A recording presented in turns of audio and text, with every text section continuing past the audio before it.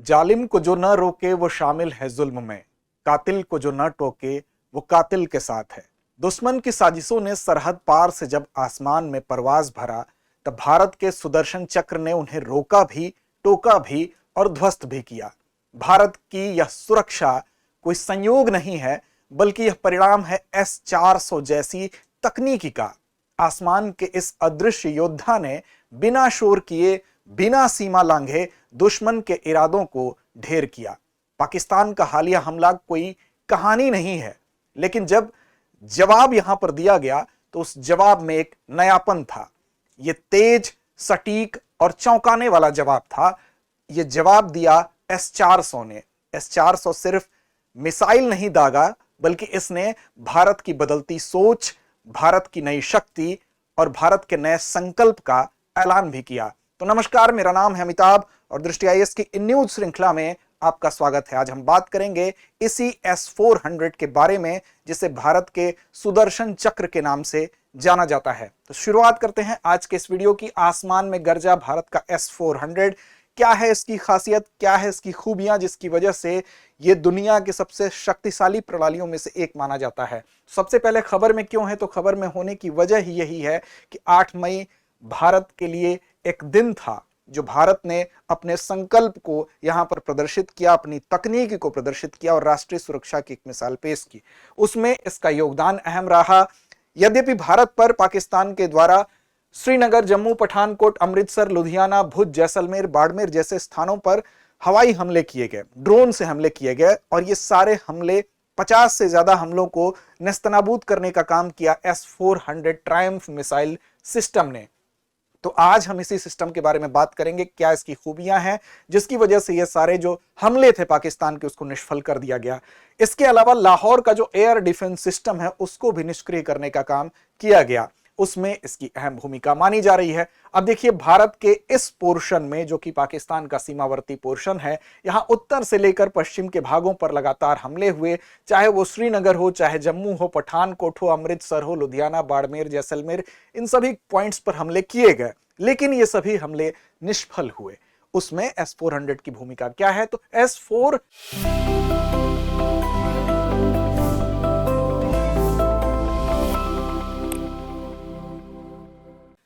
प्रणाली की जो तैनाती है और इसका रणनीतिक महत्व का है क्या है, पहले तो ये जान लीजिए।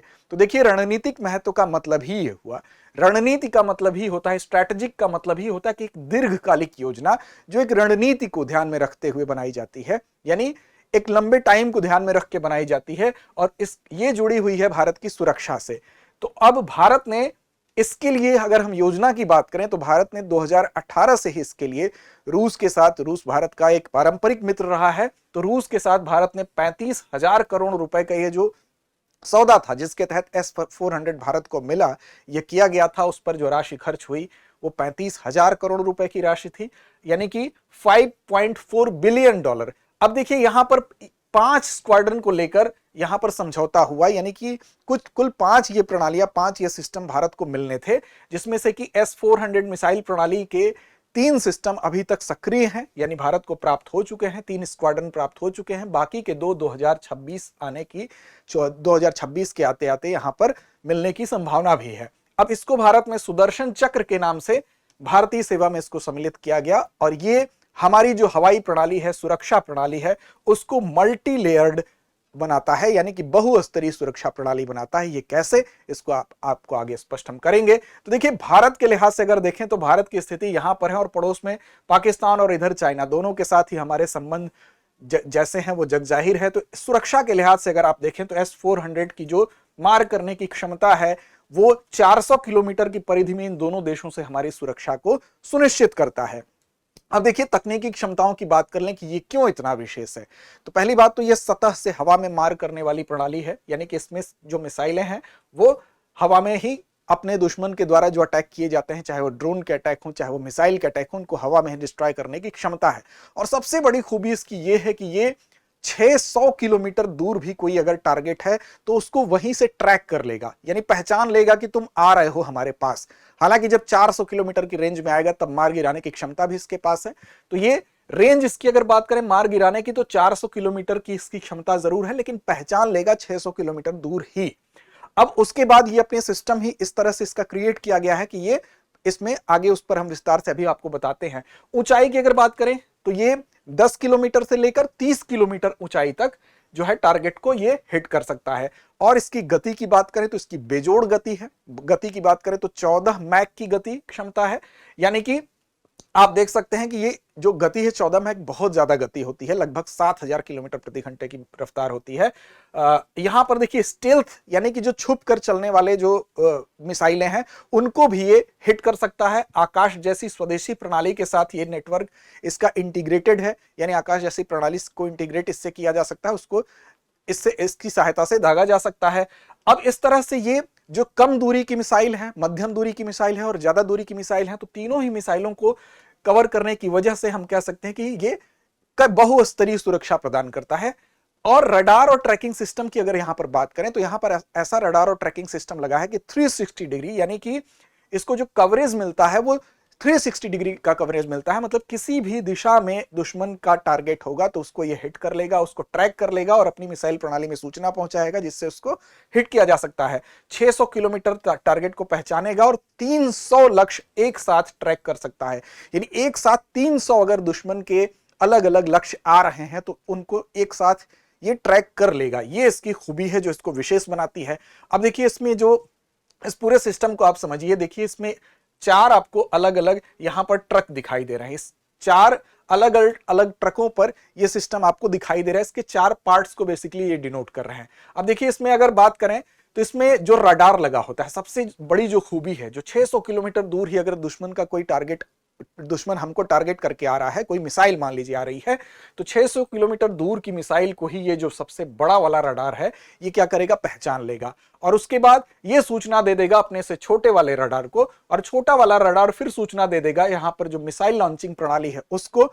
और इन सारी चीजों को एक ट्रक पे हमारा अलग से सिस्टम लगा होता है जिसको कि हम मोबाइल कमांड पोस्ट कहते हैं। मोबाइल कमांड पोस्ट के द्वारा इसको संचालित किया जाता है कि एक बार अगर मिसाइल दागी गई तो एक साथ 2 मिसाइल निकलती है, अगर एक मिस भी करती है तो दूसरी बार फिर से यहां पे आपको उसको हैंडल किया जाएगा मोबाइल कमांड पोस्ट के द्वारा और फिर वो उसको हिट कर देगी। तो देखिए इसमें बिग बर्डर जो रडार होता है 91 N6E जो होता है, ये सबसे बड़ा वाला रडार होता है जो 600 किलोमीटर दूर को भी कोई अगर शत्रु का अगर मिसाइल है उसको पहचान लेगा। इसके अलावा 96 L6E होता है, ऑल एल्टीट्यूड रडार होता है, किसी भी एल्टीट्यूड पर पहचान करता है। 92 N6E रडार होता है, ग्रेव स्टोन रडार जो कि फायर कंट्रोल रडार, मतलब ये मिसाइल को सूचना भेजने का काम करेगा, निशाना लगा के कि अब उस पर टारगेट को हिट किया जाना है। इस तरह से मोबाइल कमांड पोस्ट तो अलग अलग आपको यहां पर दिखाई दे रहा होगा कि इसके अलग अलग हिस्से होते हैं। अब देखिए ये जो आप देख रहे हैं, ये जो चित्र आपको दिखाई दे रहा है, यहां पर क्या होता है, तो एक अगर हम बात करें आगे और विस्तार से आपको समझाते हैं। इस चित्र को आप देखिए, इसमें मिसाइल जो होते हैं, मिसाइल कई प्रकार की होती है। चूंकि बहुस्तरीय सुरक्षा क्यों कही जा रही है, देखिए इसमें जो मिसाइल है सबसे लंबी दूरी की मिसाइल 400 किलोमीटर तक मार करेगी, लेकिन अगर हमेशा तो हम 400 किलोमीटर की मिसाइल को छोड़ेंगे नहीं, तो अगर कोई मीडियम रेंज का टारगेट है तो 250 किलोमीटर की मिसाइल भी इसमें उपलब्ध है। उससे भी छोटा टारगेट है तो 40 से 120 किलोमीटर की भी मिसाइल को दागा जा सकता है। और साथ ही साथ जैसे आप जानते हैं कि जैसे जो जेट विमान होते हैं वो बहुत चतुराई से, उनकी स्पीड ज्यादा होती है फाइटर जेट्स को हिट करने के लिए, तो वहां पर हमको छोटी दूरी की और फास्ट मिसाइल की जरूरत पड़ती है। अब मैक 14 की स्पीड है इसकी, मैक 14 की स्पीड आप देख सकते हैं कि यहां पर ध्वनि की गति कितनी होती है, 1235 किलोमीटर प्रति घंटा। क्षमा कीजिएगा, मैंने पहले आपको 7000 किलोमीटर बोला था, बेसिकली ये 17000 किलोमीटर प्रति घंटा की रफ्तार होगी, क्योंकि मैक 14 है। 14 का मतलब 17000 किलोमीटर लगभग इसकी रफ्तार है। आप सोचिए कि अगर हम F-35 की बात करें तो इस मिसाइल की, जो कि स्टील्थ मिसाइल है, बहुत फास्ट मानी जाती है, वो 2 किलोमीटर प्रति सेकंड की रफ्तार से, उसकी रफ्तार का अगर प्रति सेकंड औसत निकाला जाए तो वो निकलता है। और इसको अगर हम निकालें प्रति सेकंड तो लगभग 5 किलोमीटर प्रति सेकंड की रफ्तार इसकी आती है। तो सोचिए सबसे फास्टेस्ट मिसाइल से भी दुगुने से भी ज्यादा स्पीड से ये हमला कर सकता है। तो ये कितना कुशल है आप इसी से अंदाजा लगा सकते हैं।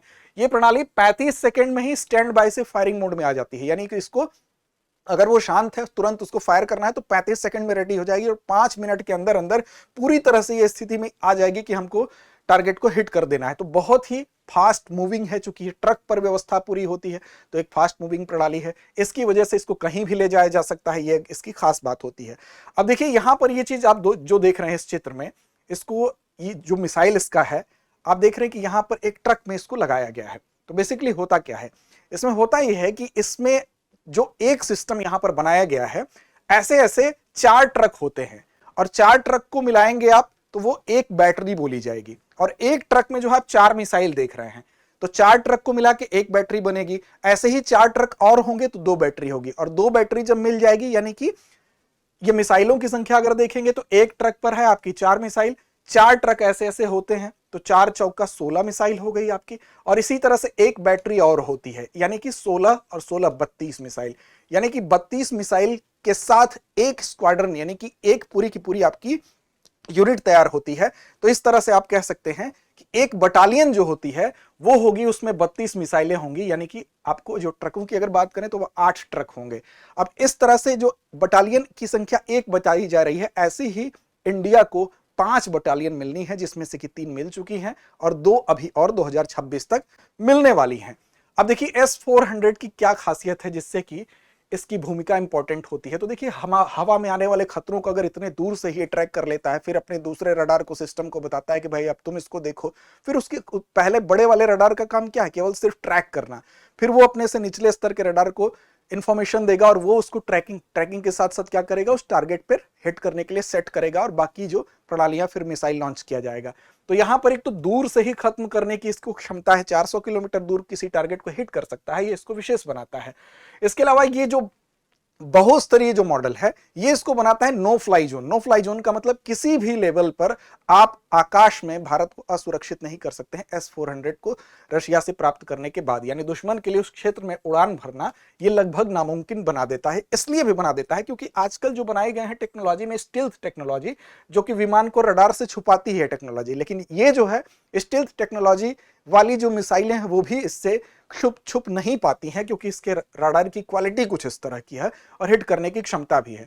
अब इस हमले में रणनीतिक प्रक्रिया को अगर देखें तो 8 मई 2025 की रात जब भारत पर हमला हुआ तो S-400 की मदद से भारत ने क्या किया, भारत ने 50 से भी ज्यादा, लगभग सैकड़ों ऐसे ड्रोन्स थे जिनके अटैक को, मिसाइलों को हवा में ही मार गिराया गया। अब ये कितनी पुष्ट खबर है हम इस पर तो नहीं कह सकते, लेकिन इस S-400 की जो क्षमता है उस पर किसी को शक नहीं है। इसके बाद जवाबी कार्रवाई में पाकिस्तान का जो रडार सिस्टम है, यानी लाहौर का जो एयर डिफेंस है, उसको भी निष्क्रिय कर दिया गया है। तो आप समझ सकते हैं कि इसकी कितनी इंपॉर्टेंस है भारत के लिहाज से। अब सामरिक और रणनीतिक संदेश इससे क्या गया, देखिए एक तो सबसे बड़ा संदेश ये गया कि हमारी सुरक्षा जो है, विशेष तौर पर जो हवाई सुरक्षा है वो बहुत पुख्ता है। साथ ही साथ हम सुरक्षा को लेकर आत्मनिर्भर हैं, क्योंकि हमारे पास S-400 जैसी एक सुदर्शन चक्र जैसी एक ऐसी व्यवस्था है कि हम 360 डिग्री पर अपनी सुरक्षा को सुनिश्चित कर सकते हैं। फिर भारत की रूस के साथ जो मजबूत रणनीतिक, जो भारत और रूस के जो रिलेशंस हैं वो कितने बेहतर हैं, इसकी तरफ भी ये इशारा करता है। क्योंकि रूस ने चाइना को भी S-400 तो दिया, लेकिन चाइना को जो है S-400 जो सौंपा गया है उसकी मार करने की जो क्षमता है वो 300 किलोमीटर तक ही है, 400 किलोमीटर तक चाइना को नहीं दिया गया। अब उसके लिए जिम्मेदार क्या है, तो MTCR का आपने नाम सुना होगा, मिसाइल टेक्नोलॉजी के लिए जो बनाई गई एक अंतरराष्ट्रीय समझौता किया गया 1987 में। इसमें क्या था, तो एक ऐसा सिस्टम बनाना था जिससे कि लंबी दूरी तक जो मार करने वाली मिसाइलें हैं उन तकनीकी के फैलाव को रोका जा सके, जिससे कि परमाणु हथियार कोई देश, गैर जिम्मेदाराना देश न ले जा सके। 35 से ज्यादा सदस्य देश हैं इसके, भारत इसका सदस्य है। अब MTCR का भारत चूंकि सदस्य है लेकिन चाइना इसका सदस्य नहीं है, इसी वजह से इसमें एक कंडीशन है कि 500 किलो से ज्यादा वजन ले जाने वाले और 300 किलोमीटर से ज्यादा दूर तक मार करने वाली मिसाइलों की तकनीकी को बेचना या बांटना नहीं चाहिए। इस बात का समझौता इसमें किया गया है। इस समझौते के अंतर्गत अब भारत चूंकि सदस्य है तो भारत के लिए प्रतिबद्धता नहीं है, तो यहां पर चीन इसका सदस्य नहीं, तो उसका फायदा भारत को मिल रहा है। तो साथ ही साथ ये भी हम कह सकते हैं कि रूस जो है, भारत के साथ भारत और रूस की जो संबंध है उसकी वजह से भी भारत को S-400 मिला। हालांकि अमेरिका ने यहां पर विरोध दर्ज किया था, लेकिन फिर भी रूस और भारत के रिलेशन की जो बॉन्डिंग है उसको यह दर्शा रहा है।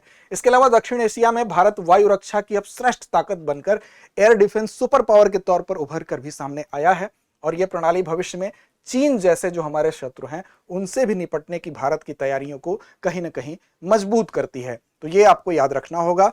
अंत में अभ्यास प्रश्न की तरफ हम चलते हैं। तो आज का अभ्यास प्रश्न आपके लिए है कि भारत किस वर्ष MTCR का सदस्य बना। विकल्प आपके सामने हैं, 2014, 2015, 2016 या 2018। तो इस प्रश्न का जवाब कमेंट बॉक्स में जरूर दें। लड़ते रहें, अपने लक्ष्य की ओर बढ़ते रहें।